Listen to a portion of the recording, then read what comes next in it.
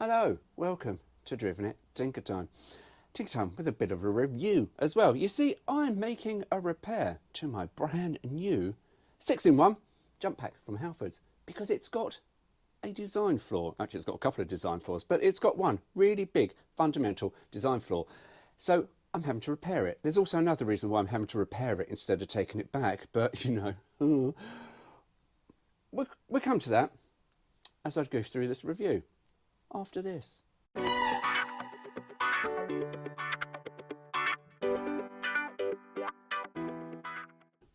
We have here then Halfords 6-in-1 jump pack, and it has got very useful features. I bought this because my CD unit had failed, and for £160 I could have bought a new one, or for £100 I could have bought a new battery.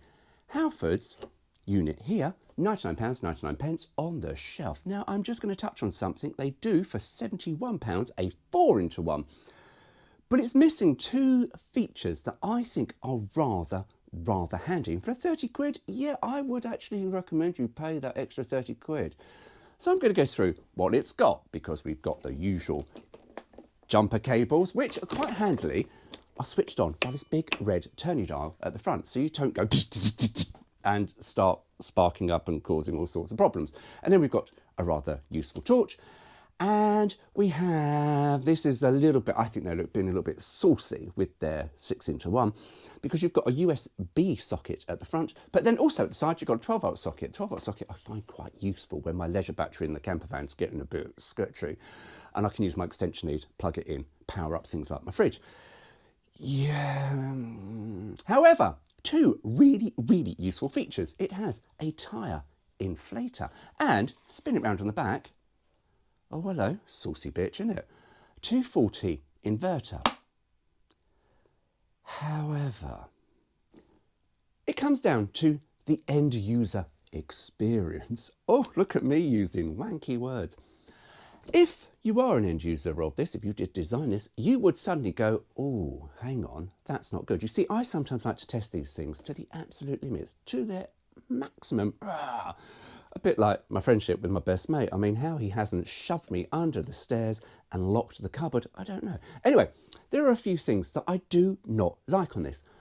And some of it is me probably being a little bit pedantic, but I'm going to tell you anyway. The charging dock at the front, I think that's really awful. When that's sitting on your shelf and you've got the wire hanging out, I don't like visually, I don't like the look of it. It would have been better here at the back. And then we've got the jumper cables. The jumper cables sit on these little plastic posts, and I tell you now, they're not the strongest, and you know at some point you're going to have to modify and make your own. Then we come to the tyre inflator. As useful as it is, it's not that useful when you have a Fiat X19 that really is like its owner, super pedantic with rear tyre pressures. You see, the Fiat X19 likes 26 at the front and 28 at the back. This goes up in increments of 5 psi. So you have to sort of sometimes guess, and that's a really annoying thing with that car, is that was just a little bit more gauge. See, it goes up to 150. Are you ever going to take it up to 150? No, it would have been better with a better gauge. The other thing, it's not got a light. As much as it has that useful light here, in the dark, you cannot see that. The other thing, the tyre inflator is this side. Oh, the hose must be here. No, the hose isn't there. That's actually a useful cupboard for the charger, which goes in here, keeps it all nice and tight. No, the hose for the tyre pressure is here. Now, sometimes when I open this, that gets caught on the hose. It's only plastic, you know full bloody well that you're going to snap that off. So they are the things, or are they? No, because there's one other thing that I discovered that really did bloody annoy me.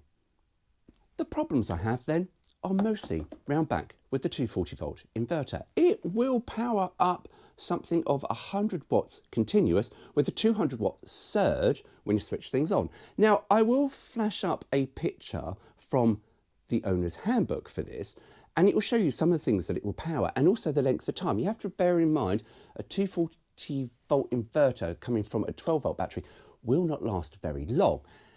But if you're out camping for lifestyle people, this is brilliant. And I'll tell you why it's quite brilliant in some ways. You've got the USB ports at the front and you've got the 12-volt socket. So if you've got GoPros like I have, and a fancy camera, you can always charge up your things. You can charge up your battery for your camera. However, if, like me, you also have a G-Tech vacuum that you want to charge up, plugs like this are a struggle because they just don't fit without the risk of snapping the door on the plug.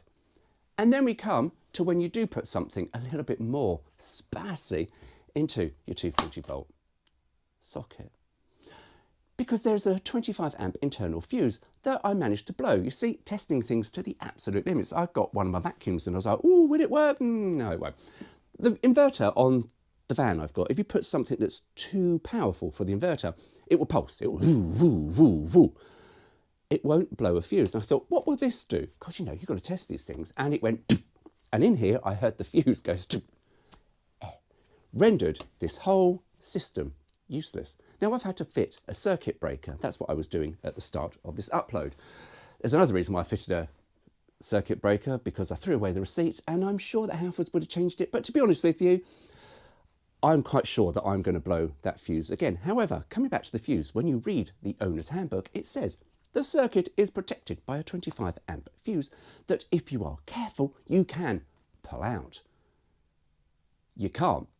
And I tell you, I did try it and pull that out.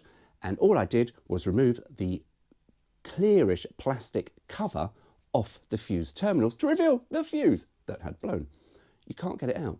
And you could tug it a little bit harder, but then you've got the risk of breaking the motherboard, which then really does render this absolutely useless. So for £11 that cost me for the circuit breaker, I'm sure Halfords would buy these for considerably less. It's done. It's sorted. So yeah, that is a bit of a problem.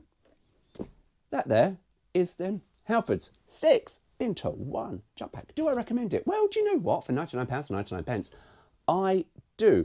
With a little modification, it's even more useful. There are some things on it, yes, I've gone through that I don't really like, but it's quite useful. The one thing I never quite get with jump packs when they go, it will do up to 2 litres of an engine, and you sort of know full bloody well that you will whack this on a 3 litre and hope for the best. When we used to run our garage, I'll see the jump pack and it said 2 litres, and we were like, yeah, we'd start most things off it. Quite handy. And it is not just for those miserable times when your battery goes flat in the winter. Because of the other features it's got, it's really quite handy. I do like the tyre inflator, admittedly. It's a bit those 5 increments and the door, but it's quite useful. And the inverter, again, really, really useful to have. How often you use it, I don't know. But if you are a lifestyle person and a YouTuber, wanker, what? Yeah, you can charge up a lot of things in this. You can charge up your phone batteries and your camera batteries, and you've got all these to charge up the other batteries and that there to charge up more batteries.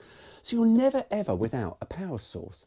So yeah, I do recommend it. However, out of 5 stars, I would only give it 2 because of that problem and the increments that goes up and just some of the end user interference, we'll call it. I'm just not... Halfords, you could do better. Anyway, mind how you go. Take care and good luck with your batteries in winter. Wanker. Mind you go. Take care. See you soon.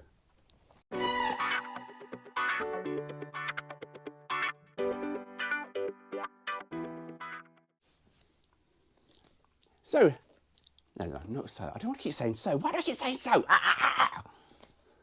Oh, I test my patience, I really do. My own patience, I know, right?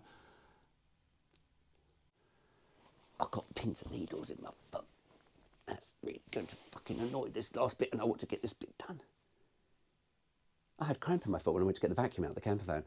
Oh, that didn't half bloody hurt. My leg went, whoa! Just like that. Anyway, problem. Yeah, and as jump packs go, it's not the best, but it's really useful if you are camper, or if you're a camper, for fuck's sake, talk about leave yourself wide open for the comments. Fuck off. Yeah, right, go press stop recording.